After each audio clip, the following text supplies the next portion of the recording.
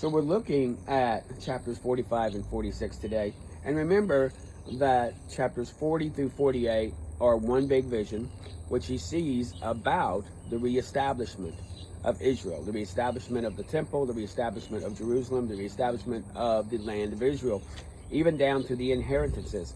I mean, here are these people, they're sitting by the river Chebar, and it's all over.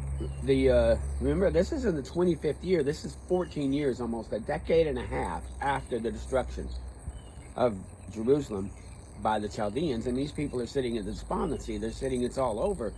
We've messed up, or it's been messed up, or whatever happened. Maybe some of them aren't blaming themselves. And here, in 40 through 48, God is giving those Israelites and all the Israelites, and even though today, a peek over his shoulder, a peek at the blueprint, a peek through the veil, that I'm going to show you what's going to happen. I'm going to lay it out. I've even measured it. I've measured it in my mind. This is the way it's going to be this long. This is going to be this long. This is going to be this high. This is going to be this square. I've measured the altar. I'm measuring the temple. I'm measuring all the different chambers and rooms. I've got it set up for priests to eat on the side. I've got places for them to change so they can go from dealing with the people to dealing with the holy place. I've even set up to where the Levites that abandoned me that are there, they can work the outer work. Those that stood firm when Israel was in sin will do the inner works. He's giving them a peek over his shoulder, and that's a wonderful thing. This is a hopeful 8 chapters when you read it like you're sitting in the river Chebar as a Jew, and for 10 years, 12 years, now in the 14th year of the destruction of the temple, you think it's all gone. And here, Ezekiel comes over with this vision and says, no, there's still plans. God isn't done. So we see in 45, he starts measuring the land out.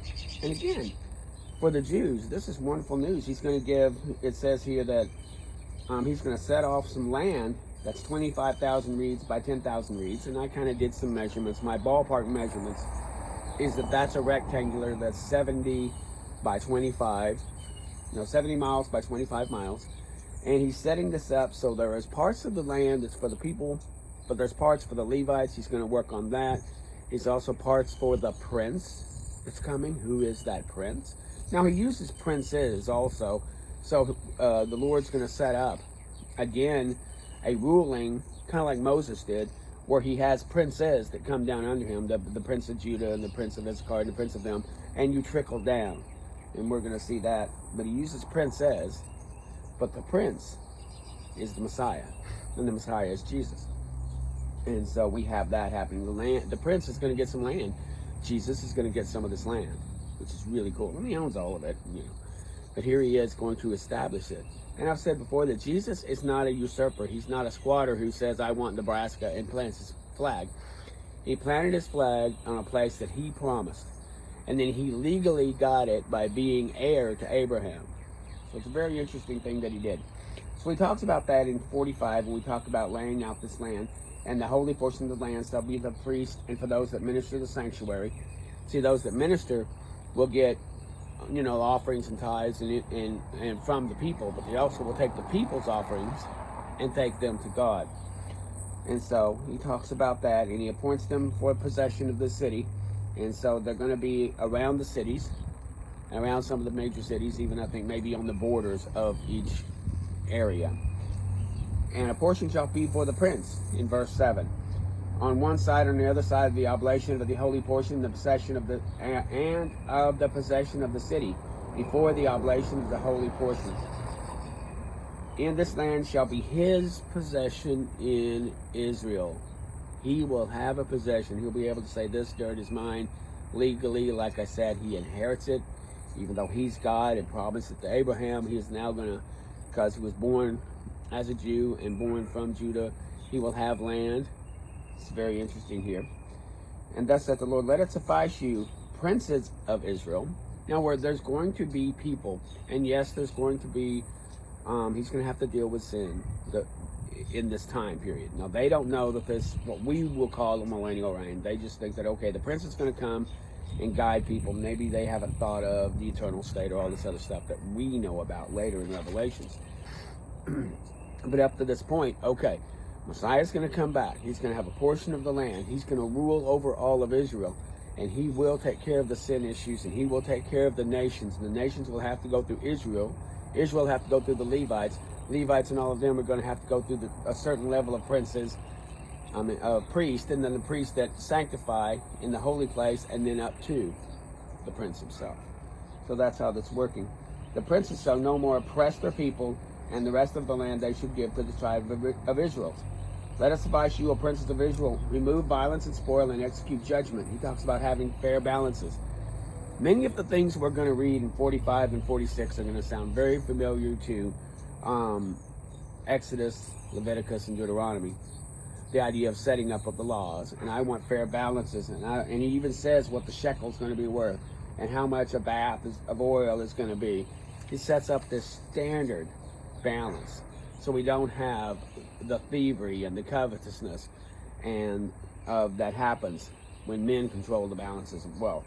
He talks about lambs coming out of the flocks for burnt offerings, peace offerings, and he doesn't do trespass offerings. That's different. I did read that they do have trespass offerings, but it's done by the priest. It's on the side. It's out with the court where the people are. But there's no trespass offerings. Why? Because the trespass has been taken care of. You do not need a trespass offerings when the priest, high priest, which is the prince, he has never sinned, and he doesn't sin, therefore he doesn't need a trespass offering because there is no trespass. The peace offering is from him to the people, and the sin offering is that the people are offering because of their sins to him. So it's this circular offering that's going on. I'm doing an offering for peace, you're doing your sin offering to me, you have this burnt offering, which is a sweet smell for me, showing that this is a relationship that you want.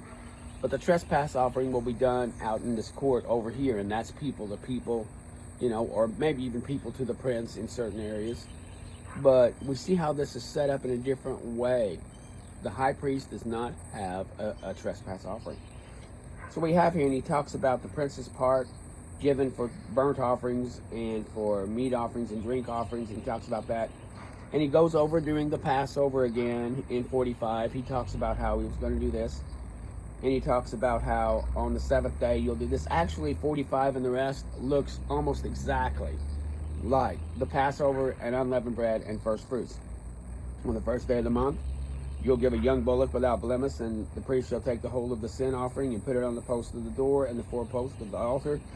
Then on the seventh day of the month, for him that doth err and for him that are simple, you'll reconcile the house. On the first day of the 14th Sabbath, he says, in the first month and the first day of the month, you'll take a young bullock without blemish and cleanse the sanctuary. And the priest shall take the blood of the offering and put it upon the post of the house and the four posts, and settle on the altar and upon the post of the gates of the courts. And you shall do so on the seventh day of the month, and for him that is erred and for him that is simple, to be reconciled. In the first month on the 14th day of the month. So this is set up like the Passover, except he goes back to the first of the months and establishes the sanctification of the sanctuary. And this didn't happen with Moses, but here he's doing it here. On the first day of the month, which we're looking at the ceremonial month, not the month of the year. So this would be what we call April, what they call Nisan. And the first day of the month, and the first day of the month is what you're going to do. It talks about in 18. Then on the seventh day, you'll do that. For people that were simple or people that misunderstood or whatever, that need some more reconciliation, he has that happening there on the seventh month. On the 14th day of the month is Passover. He has Passover instituted. We also see unleavened bread happening here. And on that day shall the prince prepare for himself and all the people in the land for the sin offering, not for his own. That the people may know that there is a sin offering, that the sin offering has been made. It's like he was the sin offering, and here he's going to show them a figurative of what happened. That the sin offering happened, the lamb came, and the lamb was slain, and who was the lamb? The lamb was the prince. This is speaking, like I say, this is in Jewish speak. This is in cultural speak to the land of Judah and to the rest of the world. Most of the world, if you are evangelical or you've been evangelized, you understand the lamb and the blood. You understand Moses. And here he's using that. And so he's using this motif, and he'll prepare for himself and all the people. And the seventh day, he shall prepare a burnt offering with 7 bullocks, and he'll prepare a meat offering. On the 7th month and the 15th day of the month shall he do a feast of 7 days according to the offerings of the burnt offering. So he's going to do these offerings, encouraging the people, encouraging the Jewish culture to worship him as Jehovah, worship him as his due because he is the prince, you know. And here he's reestablishing himself over Israel. And here in 46, he talks about the inner courts, and they're going to be shut for 6 days. And you cannot get into the inner court. I'm going to hold this picture up so you can see again. The inner court there will be shut for 6 days. It's opened only on, and so it's shut for 6 days. And on the Sabbath, it will be open. And in that day, in the full moons, it'll be open. Now, this is not a place of commerce like Jesus saw.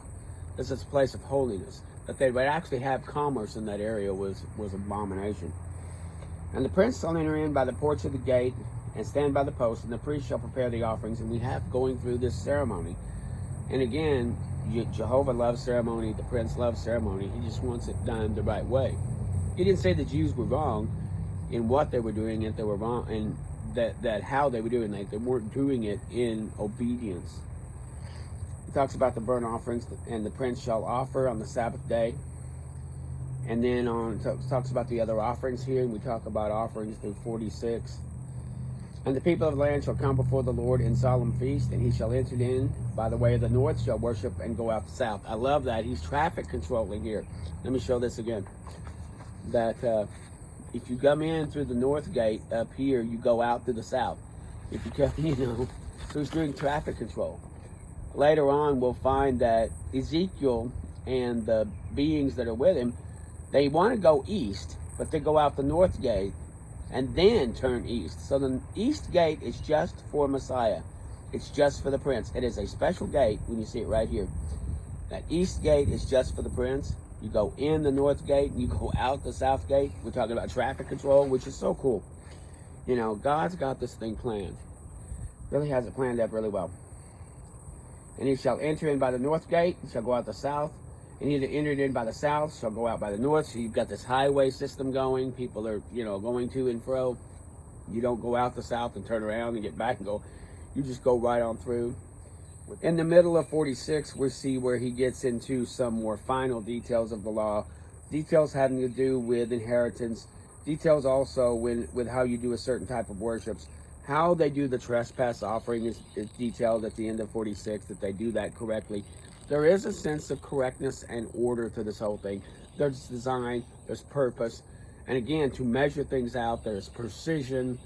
And again, I'm going to go full circle back to something I said at the beginning. To the Jew sitting by the river Chebar, who thinks it's all over, 40 through 48 is the best news they can hear. That not only does God have a plan, he has got the plan. And he has it detailed out. He knows what he's going to do, and he's going to do it. This is good news for us. This is good news for the Jews. God keeps his word. Once again, he hasn't given up. Sometimes when it gets dark, remember, he hasn't given up. He hasn't given up on his promises to Abraham, to David, and to the captives that they would come back into the land. So these people just need to hear, rejoice, and wait. I mean, that's what we're all doing anyway. Thank you.